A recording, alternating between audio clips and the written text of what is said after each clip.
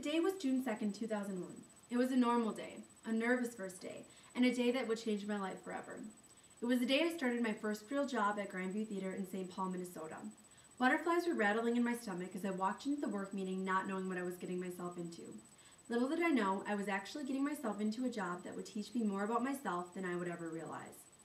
It was on that day that I started a journey that would introduce me to the most remarkable characters, crazy experiences, and challenging times that would forever leave their imprint on my life. It was at Grandview that I would spend the next 4 formative years of my life, growing as a person and becoming the woman that I am today. The atmosphere was a separate high school of sorts, introducing me to a wide variety of friends I would never have connected with in the separated segregation of the teenage world. The freedom of being able to befriend my peers outside of the suffocating walls of high school challenged me to come out of my shell and discover a world that was missing around me. I walked into those first few weeks at Grandview with virtually no work experience. I had babysat for years, but this was my first time clocking in, ringing a register, and dealing with strangers who suddenly turned into customers when they walked into Grandview's silver doors. I started to learn the curious lingo of the movie theater business, picking up the abnormal hours that I was required to be on my toes, unlike a lot of other jobs.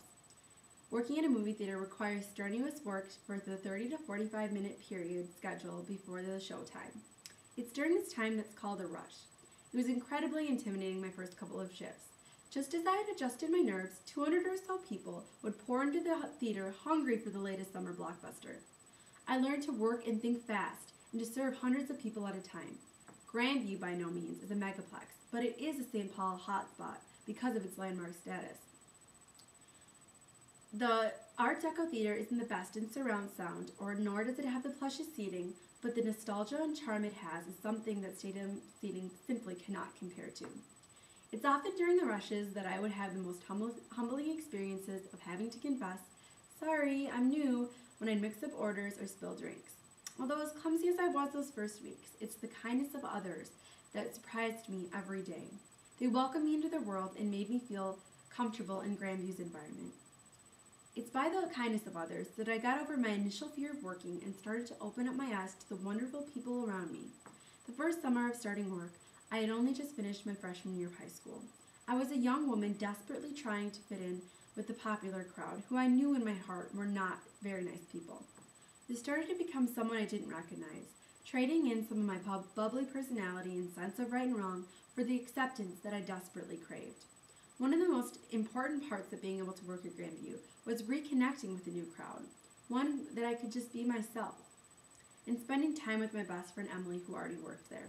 Together, Emily and I were able to connect with a different world of friends outside of high school. At Grandview, there were no expectations. All of the employees grew extremely close, witnessing each other's ups and downs and having no choice but to spill the details of our lives during 6-hour shifts, often with the majority of them nothing to do. We all became like a breakfast club of sorts, a non-judgment zone where kids of all different backgrounds and stereotypes became a family. I shed the idea that I had to be someone else for people to like me, and I grew to accept who I am and always will be through my peers at Grandview. A silly, smiley, overly opinionated girl who at the root of it can't live without art. The atmosphere at Grandview allowed me to reintroduce myself to my first love, art. It was a haven for weirdos and eccentrics, and a lot of truly talented artists who opened my eyes again to what I truly love doing: creating art, seeing art, talking about art, writing, drawing, painting. I felt a fire lit within me by being inspired by my peers. My mind was stretched to creative places I didn't know existed by conversations and being able to see the talent in my coworkers. It's another thing that I owe to Grandview and the people that I met there, the gratitude I hold for being awoken to my passions in life. Though Grandview didn't always see me through the sunniest of times, it was like a safety net that was always there when I needed it to be. Working there did confront me with some challenging situations.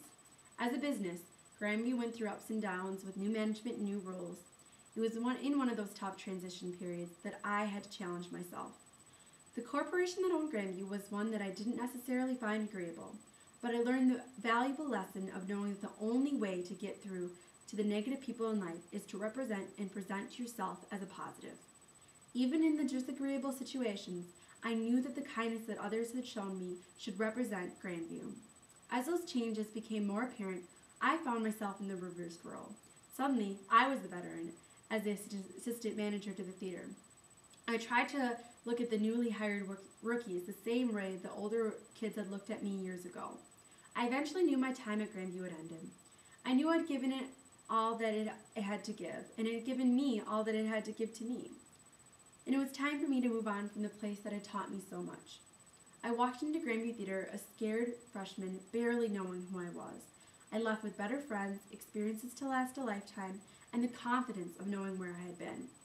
To some, Grandview Theatre is just a St. Paul landmark, but to me, it's where I discovered friendship, love, and myself.